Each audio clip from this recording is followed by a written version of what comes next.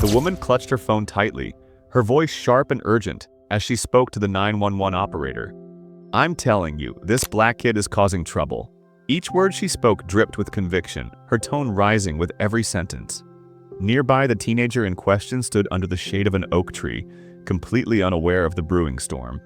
His name was Jeremiah.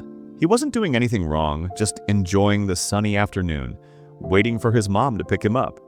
But Sarah, a middle-aged woman on a nearby bench, had decided that Jeremiah's mere presence was a problem. Her eyes narrowed as she watched him, suspicion clear on her face.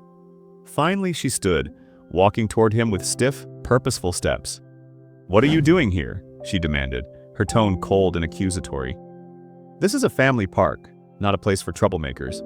Leave now or I'm calling the police." Jeremiah looked up at her, startled but calm.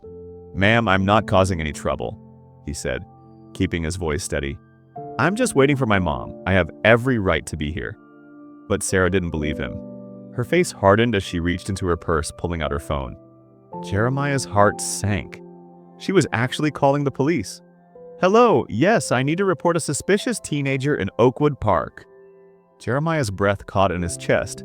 Fear began to creep in, but he tried to stay calm. He knew all too well how quickly situations like this could spiral out of control. Minutes later, the wailing of sirens broke the quiet of the park. 2 police cars rolled up, their lights flashing. Jeremiah's stomach churned as he stood perfectly still, his hands visible at his sides. Just like his mom had always taught him. The officers stepped out of their cars, their eyes scanning the scene. "What's going on here?" one of them asked. Sarah wasted no time. "This young man has been loitering for hours. I asked him to leave, but he refused. I'm concerned about the safety of families here." Jeremiah's frustration bubbled up, but he kept his voice calm as he explained. "I was just waiting for my mom. I wasn't bothering anyone." The officers didn't seem convinced. One asked, "Do you have any ID?" Jeremiah shook his head. "No, sir. I'm only 14. I don't have a driver's license." The questioning continued, and the tension grew thicker with every passing moment. A small crowd began to gather, some pulling out their phones to record. Jeremiah could feel their eyes on him, judging him. Just when it seemed like things couldn't get worse, the sound of an approaching vehicle caught everyone's attention. A sleek black SUV pulled up to the park entrance. The officers' posture stiffened, their confidence suddenly replaced with unease. Out stepped Mayor Angela Thompson, Jeremiah's mother. Her face was calm, but her eyes burned with quiet fury. "What's going on here?" Her voice cut through the tension like a knife. The officers straightened immediately. Sarah's mouth fell open in shock as realization dawned. Mayor Thompson's eyes swept over the scene. Her son, the officers, the crowd.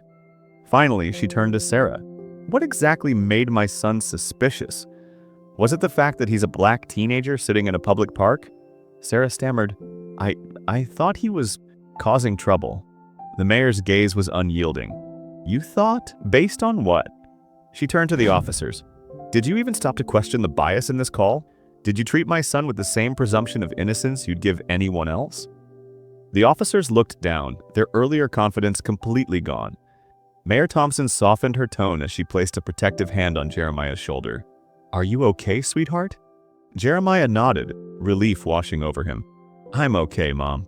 The mayor addressed the crowd, her voice strong but compassionate. "This incident is a wake-up call. We must confront the bias that still exists in our community. No one, no child, should feel criminalized for simply existing in a public space." The crowd murmured in agreement. Sarah mumbled a weak apology, unable to meet anyone's eyes. As Jeremiah and his mom walked back to their car, he looked up at her and asked, "Do you think things will change?" She smiled softly but firmly.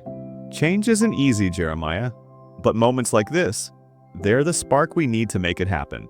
This story is a reminder of the power of standing up against prejudice and the courage it takes to spark change. If this story moved you, please like, share, and subscribe to My Tears. Let's spread messages of justice, empathy, and hope. Comment below and let us know where you're watching from. We'd love to hear your thoughts.